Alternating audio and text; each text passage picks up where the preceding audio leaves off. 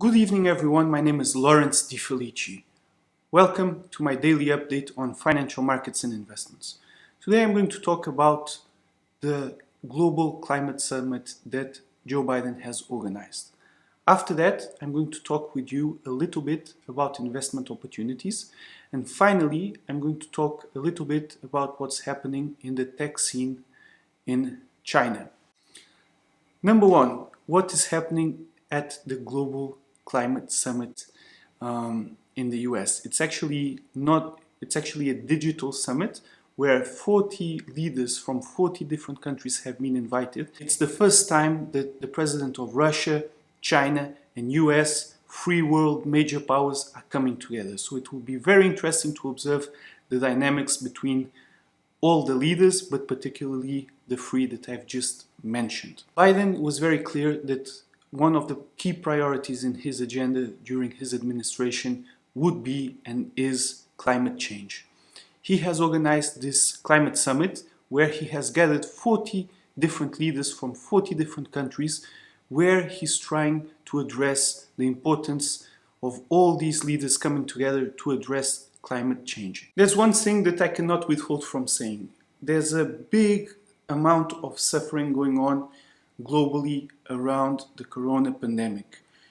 I don't understand why these types of summits, such as the one that Biden has organized around climate change, why more of these summits are not happening. We need more global cooperation.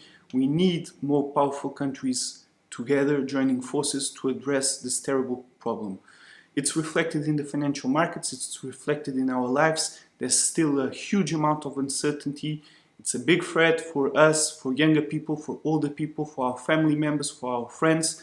Why are these leaders not coming together and addressing this more seriously? Why are they coming together now to talk about climate change? I mean, climate change is super important, but it's something that we can look with a more long-term view. Even if it's super important to address it now, the problem that we have right in front of us is the COVID pandemic, and I think this should be addressed now.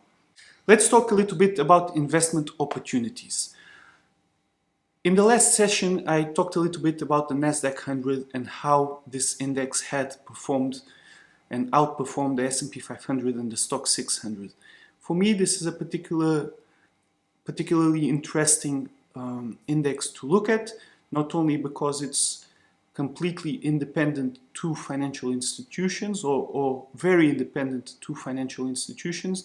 There are no financial institutions that are a constituent of this index. So it's very interesting to see what are the real performing companies that are part of this index that have been, let's say, pretty much corona-proof or less hit by the corona pandemic. My eyes are on these companies, but also on some of the constituents of the S&P 500 from a US perspective, particularly the ones that belong to companies that, number one, are not really, particularly the companies that are so-called secular companies. So in regards to the S&P 500, which are the companies that have been less affected and most affected by the pandemic? Which are the ones that have continued to perform?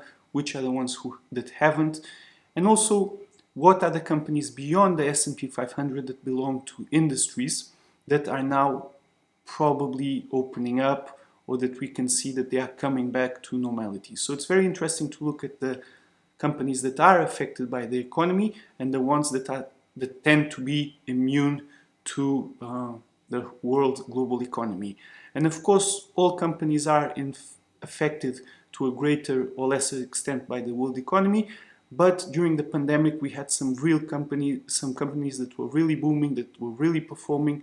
And what are these companies? So really do your research on the S&P 500, do your research on the Nasdaq 100, and I think there are many opportunities there.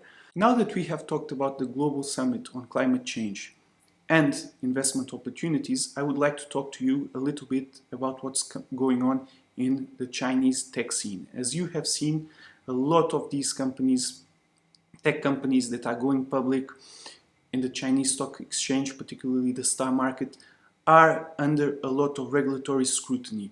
I think this is good because I think, like I've mentioned before, that markets of the scale of like China have to be regulated to ensure their long-term sustainability and efficiency. What am I observing in the Chinese tech scene? A lot of companies and tech companies that are wanting to go public or that are already public, they are hiring ex-regulators and ex-government officials to help them on their, I guess, compliance front and with their regulatory obligations. What is happening in China's tech scene brings to mind a book that I read some years ago called Super Hubs by Sandra Navidi.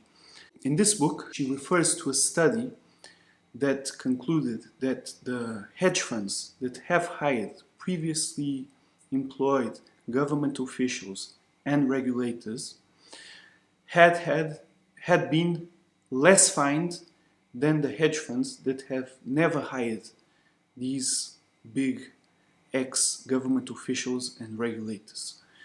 It's very interesting because there's a clear connect, and it's very interesting to see how this will evolve in China. So are these companies, Chinese companies that are hiring all these ex-government officials and regulators, are these companies going to be less fined?